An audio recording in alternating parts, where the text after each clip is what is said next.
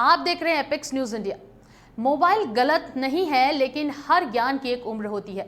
बच्चे किस उम्र में क्या देखें और क्या ना देखें, इसका ध्यान परिजनों को जरूर रखना चाहिए। माता पिता बच्चों में जिस तरह की रुचि डालते हैं, बच्चा उसी ओर मुड़ जाता है। आजकल ज्यादातर बच्चे अपनी दादी नानी के साथ से भी वंचित रह जाते हैं, क्योंकि उनके माता पिता घर से दूर जॉब करते हैं। आइए एपेक्स न्यूज इंडिया के साथ देखते हैं अवधेश पाठक की ये रिपोर्ट। बच्चों का इंतजार कर रही गणेश ध्रुव की कहानियां। स्कूलों की छुट्टियां हो गई पर बच्चे मोबाइल में व्यस्त। छुट्टियों में भी दादी नानी के साथ से महरूम रह जाते हैं बच्चे।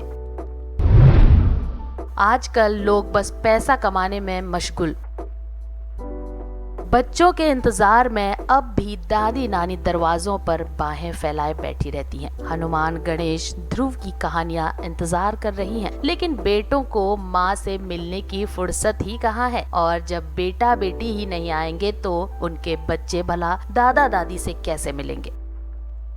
स्कूलों की छुट्टियां हो गई पर बच्चे दादी की गोद में बैठने की बजाय गेम्स, इंटरनेट, समर कैंप में व्यस्त हैं। एक दशक पहले तक गर्मियों की छुट्टियों में बच्चे सामान्यतः दादा दादी के घर जाया करते थे, जहां उन्हें दादी नानी और बड़े बुजुर्ग धार्मिक परियों की कहानियां, किस्से सुनाया करते थे। साथ ही घर के बुजुर्ग बच्चों को संस्कार और ज्ञान की बातें बतलाते थे। आजकल लोग अपने कार्य और पैसा कमाने में मशगूल हो गए हैं। वो भूल गए हैं कि घर में बुजुर्गों की क्या अहमियत है। गांव से लेकर शहर तक हर जगह बुजुर्गों की उपेक्षा हो रही है। आधुनिकता के चक्कर में लोग अपने बच्चों को भी बुजुर्गों से दूर कर रहे हैं, जो बिल्कुल भी सही नहीं है।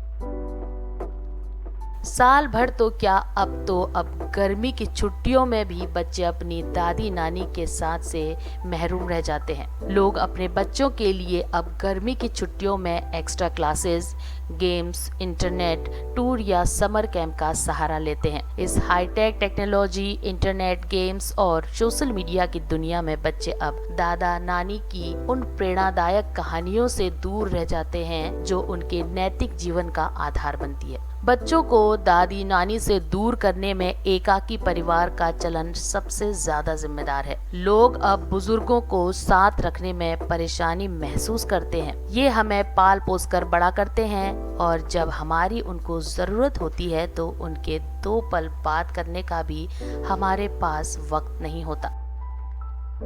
जैसे किसी घर की मजबूती उसकी नींव पर आधारित होती है, वैसे ही परिवार की मजबूती उस परिवार के बुजुर्ग होते हैं। बुजुर्गों को आदर सम्मान देना उनके लिए अब बीते हुए कल की बात हो गई है। वृद्धाश्रम में बढ़ती बुजुर्गों की संख्या इस बात का गवाह है कि किस तरह उनके घर वाले उन्हें बोझ समझकर घर से बाहर कर देते हैं।